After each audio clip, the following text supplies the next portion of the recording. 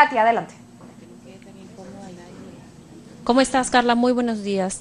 Tal como lo mencionas, ya estamos al interior de lo que es la sala principal de audiencias aquí en la Corte Interamericana de Derechos Humanos, donde en unos instantes más se tenía previsto para las 8:30 de esta mañana, 9:30 hora de Lima, el inicio de esta audiencia de supervisión de sentencias de los casos Barrios Altos y La Cantuta. Ahí están los abogados ya de la parte civil. Se va a iniciar con el llamado caso Durán y Ugarte versus Perú. ¿De qué se trata esto, Carla? Recordarás que los magistrados del Tribunal Constitucional acudieron también a la Corte Interamericana de Derechos Humanos por la acusación constitucional que se registró en el Congreso, que se presentó en el Congreso por parte de algunos parlamentarios al haber modificado, para ellos interpretado el sentido de una sentencia respecto al caso El Frontón y en decretarlo pues como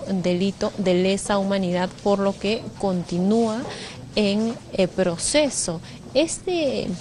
Esta audiencia, la audiencia de este caso, recordemos que tuvo una resolución además en diciembre pasado suspendiendo todo tipo de acción en contra de los magistrados, y luego de esta audiencia se va a pasar a ver la revisión de sentencia del caso Alberto Fujimori, del caso Barrios Altos y La Cantuta. Básicamente, recordemos que los abogados de la parte civil, tanto Gloria Cano como Carlos Rivera, interpusieron una queja o una solicitud de audiencia de supervisión de sentencia debido al indulto otorgado por el presidente de la República, Pedro Pablo Kuczynski, a Alberto Fujimori, uno de los principales, o el condenado, digamos, por estos crímenes a 25 años de prisión. Vamos a ver lo que se produce en los próximos minutos. Nos han señalado que en unos instantes más ya hacen su ingreso los integrantes de esta Corte Interamericana de Derechos Humanos, presidido por Eduardo Ferrer MacGregor, un mexicano que asumió este cargo desde el 30 de enero pasado, en este nuevo periodo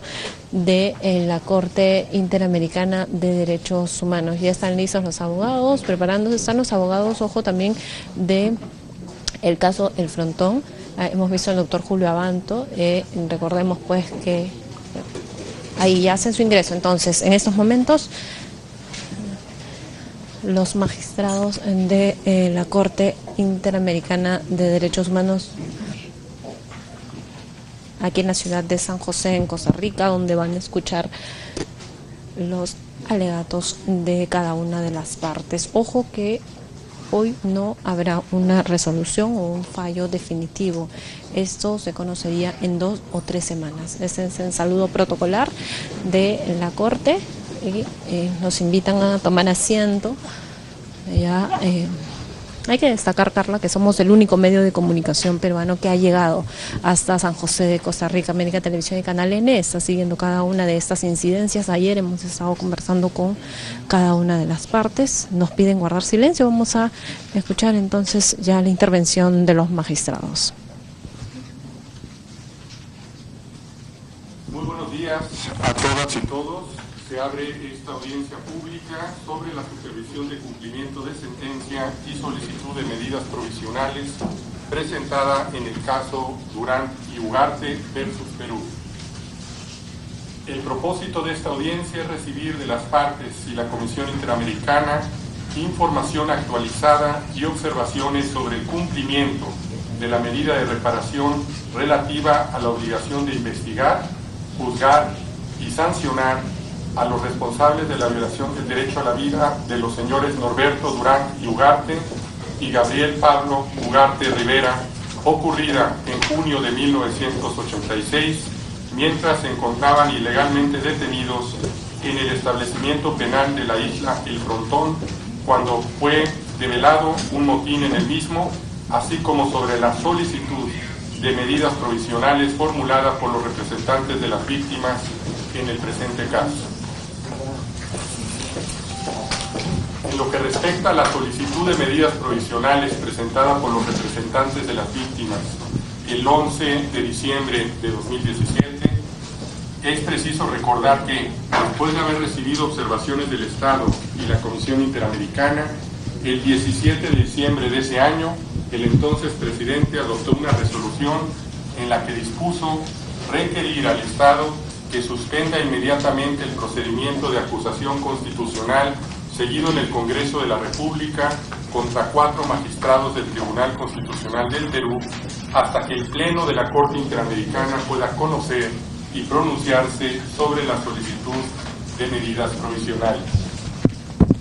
Antes de empezar, doy la más cordial bienvenida a la representación de la Comisión Interamericana de Derechos Humanos, señoras y señores, Esmeralda Arosemena de Truitiño, segunda vicepresidenta de la Comisión, al señor comisionado Luis Ernesto Vargas Silva, al secretario ejecutivo Pablo Adao y a la asesora abogada de la Secretaría Silvia Serrano Guzmán.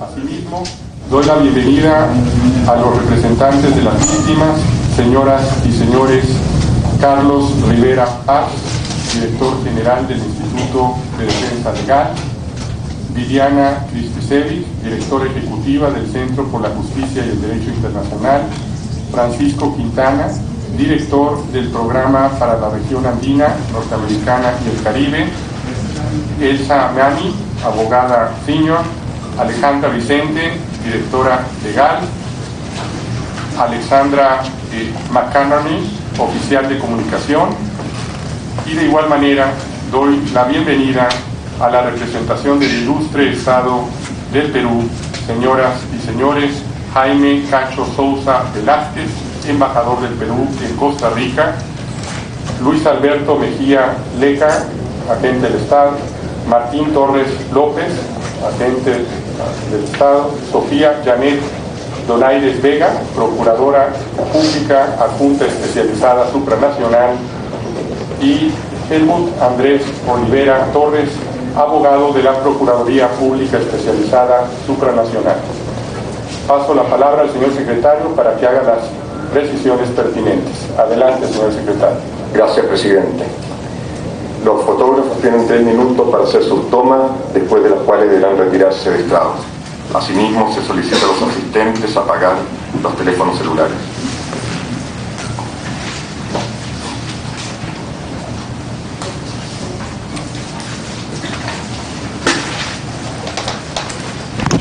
Se va a dar inicio entonces, como comentábamos, a esta audiencia con el caso Durán y Ugarte como primer tema de agenda, el que significa, pues como ya hemos escuchado, sobre el caso El Frontón y el pedido de los magistrados del TC. Vamos a escuchar. Un tiempo máximo de 20 minutos para presentar su informe oral sobre el cumplimiento de las obligaciones de investigar, juzgar y sancionar, y para referirse a la solicitud de medidas provisionales. Posteriormente, los intervinientes comunes y los representantes de las víctimas dispondrán de un tiempo máximo de 20 minutos para presentar sus observaciones respecto a dicha reparación y a su solicitud de medidas provisionales. Si las partes desean volver a hacer uso de la palabra, el Estado y los representantes dispondrán de 5 minutos cada uno en ese orden.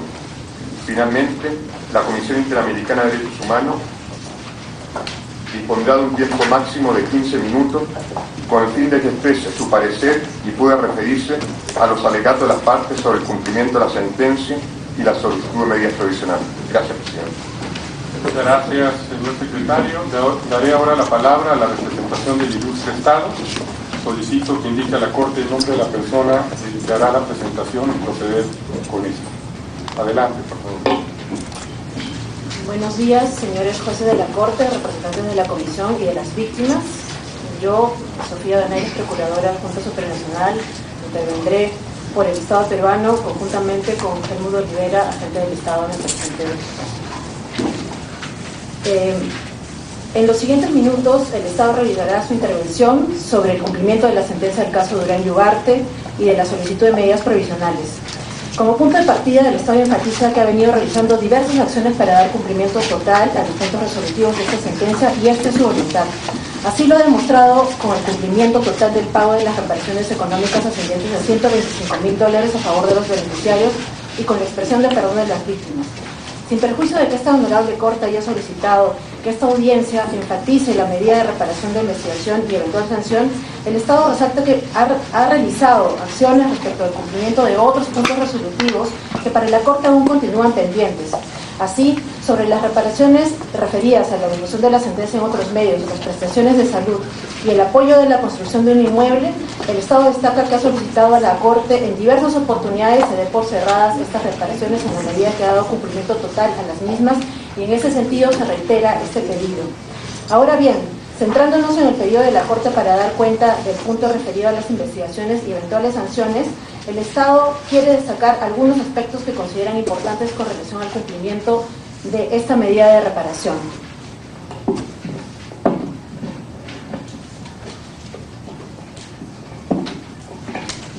Respecto al proceso penal en trámite sobre el caso de Frontón y lo respectivo a los señores Durán y Ugarte, hay que tomar en cuenta que el actual estado de ese proceso viene a ser que se encuentra en juicio oral. Y justamente el resultado de que se encuentre en juicio oral ha sido resultado, fruto de diversos esfuerzos realizados por el Estado peruano. Y justamente estos esfuerzos han sido reconocidos por la propia Corte por medio de su resolución de supervisión del año 2008, que ha sido la última resolución en el marco de la supervisión de cumplimiento de la sentencia en materia de análisis. Por otro lado, aparte de los esfuerzos que ha realizado el Estado peruano, es importante tomar en consideración que el proceso penal en lo referente al señor o a los señores Durán y Ugarte viene a ser un proceso sumamente complejo. Hablamos de un proceso que está referido a diversas presuntas víctimas, o víctimas, mejor dicho, referido al caso de Frontón.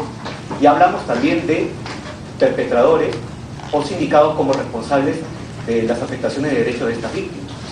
Hablamos de datos que van desde el año 1986. Este proceso penal es sumamente complejo y, como se dice, el Estado está realizando diversos esfuerzos para que esto siga, el proceso siga su trámite. Y esto también ha sido evidenciado por la parte contraria en su último informe, donde ha precisado todos los esfuerzos que ha realizado el Estado peruano sin realizar objeción alguna. Ahora bien, es importante tomar en cuenta que este proceso penal es fruto de la expedición de 3 autos de apertura de instrucción. De estos 3 autos de apertura de instrucción, 2 autos de apertura de instrucción están referidos a los señores Durán y Ugarte. Y estos 2 autos de apertura de instrucción, al menos el Estado ni la parte contraria han mencionado que se haya presentado algún tipo de cuestionamiento. Por lo tanto, estos autos de apertura de instrucción en lo referente a los señores Durán y Ugarte tienen plenos efectos y permiten que se realicen las investigaciones y continúe el proceso conforme a lo precisado por esta honorable Corte en su sentencia en el caso Durán y Ugarte. Sin embargo, hay un auto de apertura de instrucción del año 2009 que no está referido ni a los señores Durán ni al señor Ugarte y que ha sido cuestionado por un proceso de habeas corpus.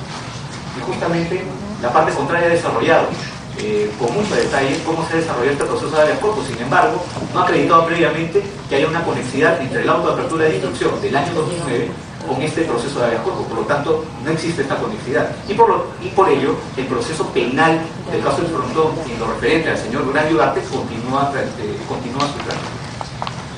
Como se había señalado, este proceso se encuentra en juicio oral. Desde el 8 de septiembre se han desarrollado 12 sesiones de audiencia en el marco de este juicio oral. Por lo tanto, se evidencia que el Estado peruano realiza un gran esfuerzo en el marco de un proceso penal que es sumamente complejo y que, por cierto, resulta totalmente falso lo que pretende señalar la parte contraria en cuanto a que el Estado está realizando actos de incumplimiento de sentencia. En cuanto a la solicitud de medidas provisionales, el Estado considera importante remarcar que esta solicitud debe ser denegada por carecer de todo sustento.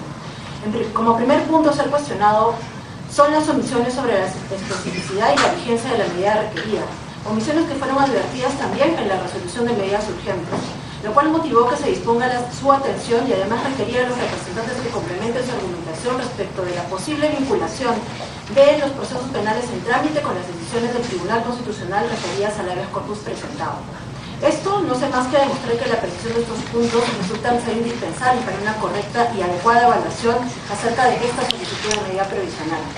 El Estado esperaba que estas precisiones solicitadas fueran no solamente respondidas en el plazo concedido, sino que además les sean trasladadas con la debida anticipación al desarrollo de esta audiencia y con la finalidad de tener un tiempo prudencial para brindar sus observaciones, de tal forma que no se afecte su derecho de defensa.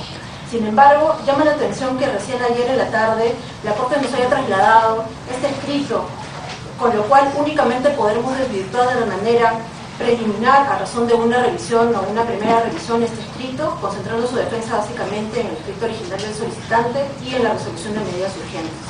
Con relación a este último escrito, se ha indicado que la medida provisional requerida es el cese o archivamiento de la acusación constitucional y que ésta debe tener una vigencia indefinida en el tiempo.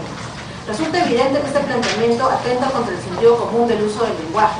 Al solicitar como medida provisional el archivo o el cese de esa acusación constitucional, lo cual se trata de medidas definitivas en este procedimiento.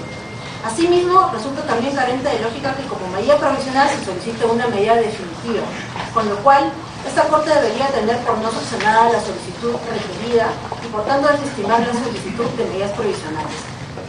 Hecha esta observación, conviene indicar que la argumentación que realizará el Estado estará vinculada directamente a dos asuntos sustanciales. El primero, acreditar que no existe una relación directa entre la solicitud de medida provisional y el objeto del caso.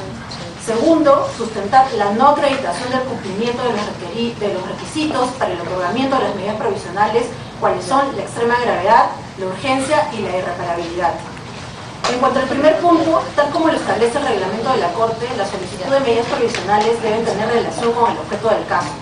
Esta relación para el Estado debe ser inmediata y evidente, pues de no ser así, cualquier concatenación indirecta de potenciales hechos sustentados en una mera especulación, como sucede en este caso, podría ser objeto de evaluación en el marco de una solicitud de medidas provisionales, lo cual no sería correcto.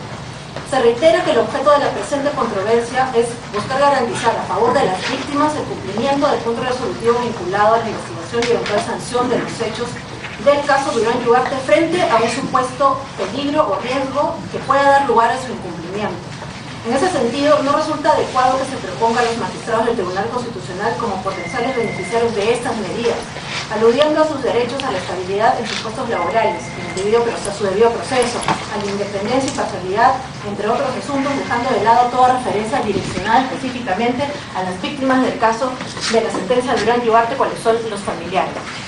Por lo que de llegarse a adoptar estas medidas se daría una situación tal en que la Corte decía proteger a personas que no fueron reconocidas como víctimas en su sentencia del caso de fondo. Tampoco resulta correcto. Bien, parte entonces de la exposición de la Procuradora Adjunta Supranacional Sofía Donaire respecto al caso El Frontón, y esto a partir de la queja de los integrantes de los magistrados del Tribunal Constitucional por la acusación constitucional por parte del Congreso. Lo que ha argumentado es que el Estado peruano sí ha seguido los procedimientos adecuados respecto al juicio oral y a este proceso penal en contra de los responsables, y ha considerado que los miembros del TC no son las víctimas directas de este caso, por lo que considera inválida esta queja ante la Corte Interamericana de Derechos Humanos. Vamos a volver con este y el caso Barrios Altos La Cantuta desde San José de Costa Rica en la Corte Interamericana de Derechos Humanos para Canal N y América Televisión. Contigo, Carla, buenos días. Muchas gracias a Cate Gutiérrez por esos detalles. Así es, en cualquier momento vamos a regresar ya con el caso Barrios Altos y Cantuta. Hacemos una pequeña pausa.